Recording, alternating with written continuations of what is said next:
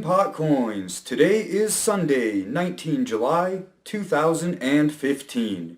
We are currently on block 909303 of the Pot chain. Here's what's been going on this week.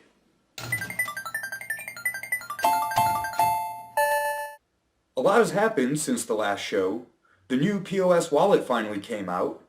There was a little later than expected, but it's up and running now. The wallet seems basically the same except for the PotCoin logo in it. We're not staking yet, and there is currently a hyper-halving schedule in place with 5 halvings at blocks 920,000 through 975,000. Block 975,001 will be the first staked block. There might be another update at that time, but hopefully it'll be a quick and small one. The updating procedure was a little slow. It required deleting the entire blockchain and re-downloading it. There was a bootstrap file that made it sort of faster, but it still took me over 24 hours. It could be more or less depending on your internet connection. Since I recently moved, my connection at the new place has been buggy, so it could have just been an issue on my end. Other than the waiting part, the process was easy enough. Step 1, as always, is to back up your wallet.dat file. I recommend keeping it on a flash drive or some other offline storage media.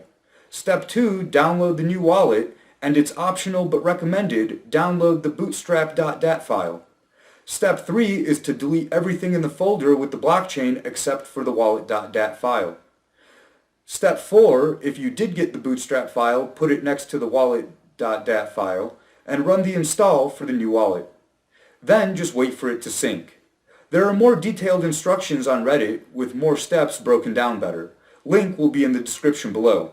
I tried out a small test transaction with the new wallet and it worked with no problem, but I'll probably play with it more this week. There was some pushback from a few community members about the update, mainly focusing on the lack of code review. Redditor EBX, the guy that brought us the Electron wallet, had a few criticisms about it, such as not releasing the code prior to the update for review and questioning who actually did review or test the code. I'm with him. This is a valid concern, and I'm glad we have guys like him looking into these kinds of things. I think it's fair to assume that most of us have no idea what we would be looking at if we tried to analyze the code.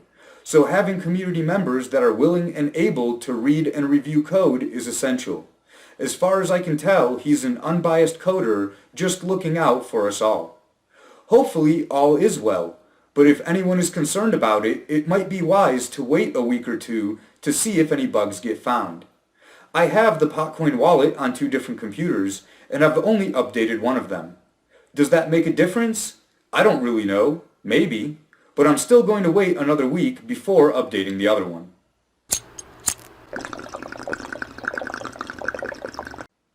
The state of Hawaii has had legal marijuana for over 15 years, and yet they still don't have any dispensaries. People's only option is to grow it themselves or to buy pot illegally. This past Wednesday, the governor signed some bill that will eventually issue licenses for 8 dispensaries in the state, and they can open no earlier than the end of next year. To apply for a license, you need to prove over $1 million worth of liquidity, setting a very high barrier to entry. The governor said, "We will make a good faith effort to create a fair process that will help the people most in need." Translated into mainland English, what he means is, people in need can just wait 16 years or till they die, whichever comes first. The state of Colorado rejected PTSD sufferers' use of medical marijuana in a vote 6-2 against adding PTSD to the list of approved conditions. A lot of people were fairly upset, especially combat veterans, since they are the largest demographic of people with PTSD. I have some advice for them. If you think a doctor is full of shit, you get a second opinion. Same goes for the health board. But the real question is, who cares about the health board? Why would anyone want to surrender their right to health to some government board? It doesn't matter what they say. You can still smoke pot if you think it'll help, or if you just want to. You don't need permission or approval from the assholes stealing your money. These veterans that were under the false impression that they were fighting for freedom got a rude wake-up call when they found out the state said, "Fuck your freedom. You don't have any. All you have is the ability to beg for permission, and we'll deny it." People have been using pot medically for centuries before some self-appointed authority told them that they couldn't. You don't need a license or a card or any other bullshit to take care of your own health. You don't need permission. Just do what you feel that you need to do. It is that simple. And that is the real freedom. Unfortunately, so many people have been brainwashed so hard that they'll continue trying to change their masters' minds instead of taking care of their own health in the way that they see fit. Veterans are committing suicide at a rate of about 22 per day. That's 30 times more than the civilian population. And many of them are on dangerous and addictive prescription drugs with horrible side effects. And increased risk of suicide is often one of those side effects. State health boards have no problem with any of those drugs because they're getting kickbacks from Pfizer and Procter & Gamble and the rest of them. The state solution is to wait till all the vets with PTSD kill themselves, and then there won't be any more PTSD suicides. Problem solved. If you agree with that solution, by all means, listen to and follow the health board's advice. For anyone that values their own life and their health, don't wait for permission to live. Take care of yourself as you see fit.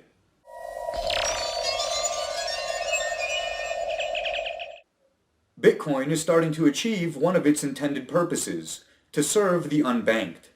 The number of transactions coming from South America has seen massive rise this year. According to data from BitPay, they processed less than 500 transactions per month last year, and a high of over 3,500 transactions for just last month. Approximately 60% of the 600 million people in South America are unbanked, and yet more people have access to a cell phone than a bank account or even running water. This is a great real-world use case for Bitcoin. A lot of it seems to be coming from Argentina, where Bitcoiners are hedging their wealth against the 20% inflation rate. Also, since it's easier to have internet access than it is to get a bank account in most countries there, more people are using Bitcoin. Bitcoin offers the ability to do business online, opening up the unbanked to the global economy. Coinbase has seen a notable increase in daily transactions and wallet registrations. Wallets are up to double what they were last year, and transactions are up 94%. Currently, Coinbase has about 3.1 million registered users, while the biggest wallet provider, Blockchain.info, has 3.8 million. I assume a large overlap in users. My guess is that about 2 million of those people have both wallets.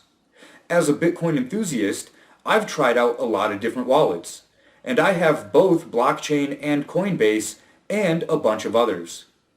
I know many Bitcoiners that have more wallets than they can even remember. Coinbase estimates that there are between 5 and 10 million Bitcoin users worldwide.